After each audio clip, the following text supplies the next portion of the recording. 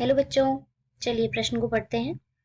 तो प्रश्न हमसे पूछ रहा है, सिट्रस में एडवेंटिव पॉलीएम्ब्रियोनी किसके कारण होता है? और आपको दिए गए विकल्प हैं निभाग, अध्यावरण, युग्मनली प्रणु अथवा निषेचित अंडे। तो यदि हम प्रश्न की मुख्य अवधारणा की बात करें, प्रश्न आपसे मुख्य रूप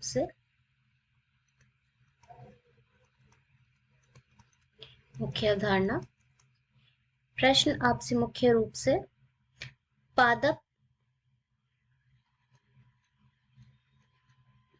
प्रजनन से पूछा जा रहा है। अतः पादप प्रजनन में आपसे जो प्रश्न पूछा गया है वो आपसे पूछा गया है पॉलीएम्ब्रियोनी के बारे में। पॉलीएम्ब्रियोनी वह घटना है जहां पर जो भ्रूण होता है वो एक से अधिक हिस्सों में बंट जाता है। एक से अधिक भ्रूण पाए जाने की जो स्थिति है वह पॉलीएम्ब्रियोनी कहलाती है। एक से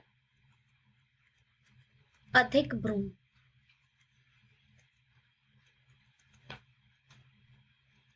और ऐसा प्राय सिट्रस परिवार के सदस्यों में होता है, जैसे आपका नींबू है, संतरा है, मौसम्बी है, ये सभी जो है पॉलीएम्ब्रियोनी के उदाहरण हैं। चलिए, अब ऐसा होता क्यों है? ऐसा इसलिए होता है, यदि हम देखेंगे कि जो एम्ब्रियो होता है या जिसको हम भ्रूण कहते हैं पादपों का, जहां पर अंडक रहता है, उसके चारों तरफ ऐसे परतें पाई जाती हैं।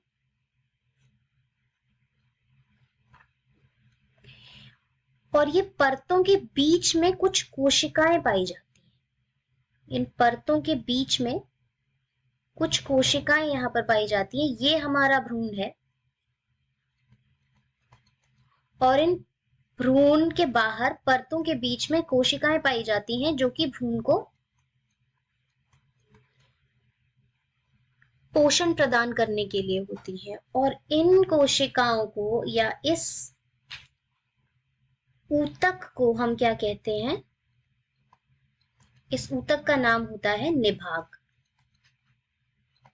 तो कभी कभी क्या होता है, निभाग वैसे तो आपके भ्रूण को घेरे हुए होता है और ये पोषण प्रदान करने के लिए होता है भ्रूण की कोशिकाओं को, लेकिन कुछ पौधों में, जैसे कि हमने उदाहरण दिया सिट्रस परिवार के पौधों में, ये जो निभाग वाला भाग है ये